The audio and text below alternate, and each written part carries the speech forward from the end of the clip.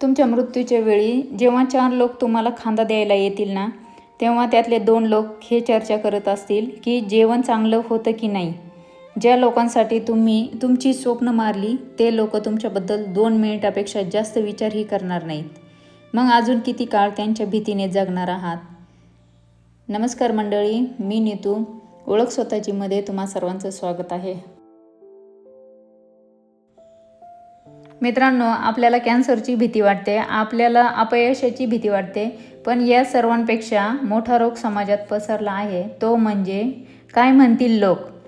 आपण काय कपडे घालावेत, आपण कोणतं करिअर निवडावं, अगदी आपण कोणाशी लग्न करावं हे सुद्धा लोक काय म्हणतील यावरून ठरवतो.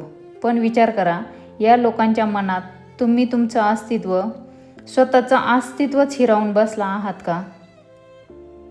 आजच्या भागात आपण या रोगावरची लस पाहणार आहोत. लोकांची भीती आपली प्रगती थांबवते. एखाद्याला गाण्याची आवड आहे, पण ती लोकांच्या भीतीपोटी गप्प बसली आहे. तिचे छंद जाग्यावर कोमजले जाऊ राहिलेत. कितीतरी स्वप्न या एका वाक्यामुळं उधळली गेली आहेत. एखादा नवीन व्यवसाय सुरू करायचा असतो, पण वाटतं की लोक हसतील. गाणं गायचं असतं, पण वाटतं शेजारी काय म्हणतील. लक्षात ठेवा, लोक फक्त 2 दिवस चर्चा करतील, पण तुमचं नुकसान आयुष्यभराचं असेल.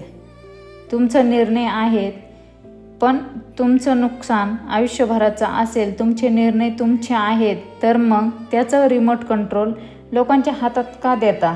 जेव्हा तुमच्या घरी खायला नसतं तेव्हा हे लोक किराणा आणून देत नाहीत. जेव्हा तुम्ही आजारी असता तेव्हा हे औषधाचे पैसे भरत नाही. मग जेव्हा हे लोक तुमच्या दुखण्यात सोबत नसतात, तर तुमच्या निर्णयावर बोलण्याचा हक्क त्यांना कुणी दिला? वास्तव हेच आहे की लोकांना तुमच्या आयुष्याची काहीच देणं घेणं नसतं. त्यांना फक्त चटपटीत बातम्या हव्या असतात. आपण स्वतःला लोकांच्या चष्म्यातून बघणं सुरू करतो आणि तेथेच आपण चुकतो. लोकांना खुश करणं हे जगातील सर्वात अशक्य काम आहे.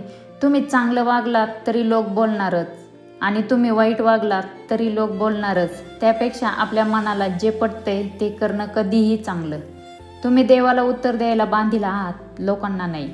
आयुष्य तुमचं आहे, निर्णय तुमचे आहेत, तर मग आयुष्य लोकांच्या हिशोबाने का जगायचं? आजचं स्वतःला या रोगातून मुक्त करा. लोक काय म्हणतील हे बघण्यापेक्षा माझं मन काय म्हणतंय हे बघा. तुम्ही शून्यातून विश्व निर्माण केले तरी लोक म्हणतील नशिबाने झालं, आणि तुम्ही अपयशी झालात तरी लोक म्हणतील आम्हाला माहितीच होतं.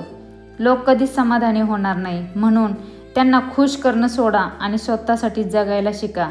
लोकांचं ऐकणं बंद करा. पुढच्या भागात आपण पाहणार आहोत हे टीका करणारे लोक नक्की कोण असतात. पाहत राहा ओळख स्वतःची, आणि व्हिडिओ आवडल्यास कमेंटमध्ये नक्की सांगा, आणि शेअर सबस्क्राईब नक्की करा. आणि शेवटपर्यंत व्हिडिओ पाहिल्याबद्दल सर्वांचे मनापासून धन्यवाद.